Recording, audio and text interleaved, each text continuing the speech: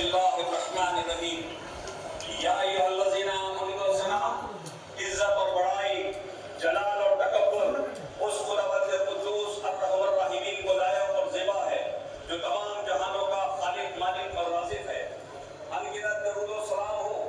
امام الانبیاء خاتم النبیین احمد مجتبیٰ علیہ وسلم پر جو اللہ کے برحق آخری نبی و پیغمبر ہیں اور جن کا امتی ہونے کا ہمیں شرف حاصل ہے۔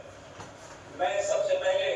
اپنے عزیز دوست بھائی شمشاد صاحب کا شکریہ ادا کرتا ہوں کہ باپ کے جو حقوق ہیں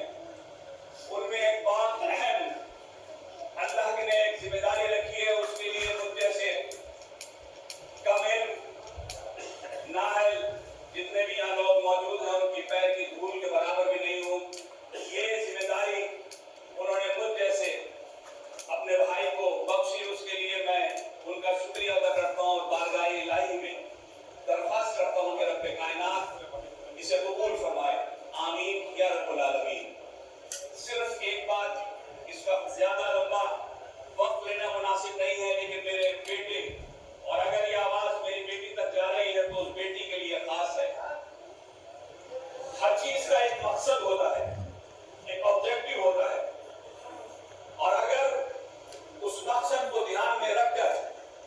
اس کام کا آغاز کیا جائے تو نتائج بڑے پازیٹیو ہوتے ہیں، بہت فائدے ہوتے ہیں، اور اگر مقصد دماغ میں نہ ہو، اس کو ویسے ہی گزارا جائے تو پھر اچھے بھی ہو سکتے ہیں اور غلط بھی۔ آج زندگی کا ایک ایسا آغاز جہاں ایمان مکمل ہونے جا رہا ہے میرے بیٹے اور بیٹی کا، تو اس کا مقصد بھی دھیان میں ہونا ضروری ہے۔ کیا اس کا مقصد صرف یہ ہے کہ غیر محرم لڑکی اور لڑکا ساتھ میں رہیں اور سماج اسے قبول کرے، یا اس کا مقصد صرف یہ ہے کہ دو خاندانوں میں یا دو محلوں میں رشتہ ہو جائے؟ اللہ تبارک و تعالی ہمیں قرآن میں جو اشارے کرتا ہے وہ اتنا عظیم مقصد ہے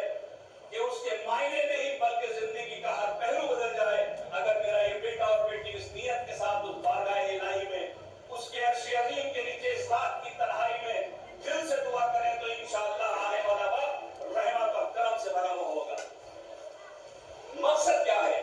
اللہ نے سورہ اعراف آیت نمبر 112 میں مقصد بتایا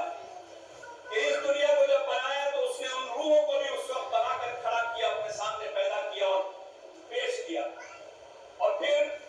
ہمیشہ کی زندگی دینے کے لیے اسے ایک امتحان بھی لینا تھا، اور امتحان صرف ایک لفظ کا تھا اگر مختصر میں کہا جائے، کیونکہ اس نے سوال وہی کیا، اس نے کہا الستُ بربکم، کیا میں تمہارا رب نہیں ہوں؟ یعنی روحوں سے کہا کہ دیکھو تمہیں آج میں نے سب کو پیدا کر دیا، میں رب ہوں، اب دنیا میں قیامت کی صبح تک میں تمہیں بھیجتا رہوں گا، مجھے رب مانتے ہوئے واپس آؤ گے تو ہمیشہ کی زندگی تمہارے لیے ہوگی۔ اور پھر ہمارا جواب بھی دیا، اس نے درج کیا بلا شاہدنا، ہم سب نے کہا تو بے شک ہم یقیناً تو ہمارا رب ہے۔ اب ان روحوں کو آنے کا سب سے فطرتی اور آسان اور سب سے بہتر طریقہ یہی تھا کہ ایک مرد اور ایک عورت اپنی زندگی کا آغاز کریں اور ان روحوں کو اللہ ایک کے بعد ایک دے دے۔ ان روحوں کو یہاں تک آنے کا جو اللہ کا پلان، اس پلان میں خدا نے ہمیں شامل کیا، اور پھر وہ روح جو یہاں آئے گی اس کی تعلیم اور تربیت کا انتظام ہو کہ وہ یہ جانے کہ اس دنیا میں کس لیے بھیجی گئی ہے، صرف اس لیے کہ وہ اللہ کو اپنا کہے، ربنا، اللہ ہمارا رب ہے۔ اس کے لیے ایک انسٹیٹیوشن کی ضرورت ہے، ایک ادارے کی ضرورت تھی، اور وہ ادارہ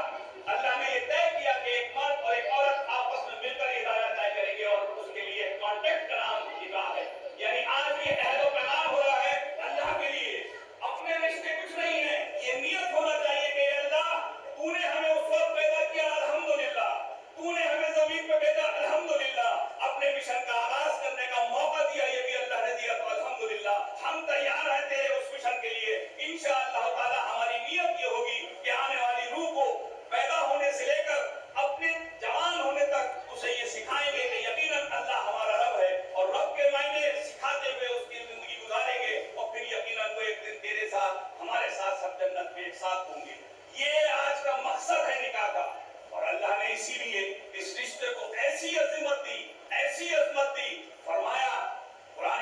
میں 6000 سے زیادہ آیات ہیں. میرا بیٹے کے لیے خاص ہے, ذرا غور کر کے سنیے. یہ جوانی کے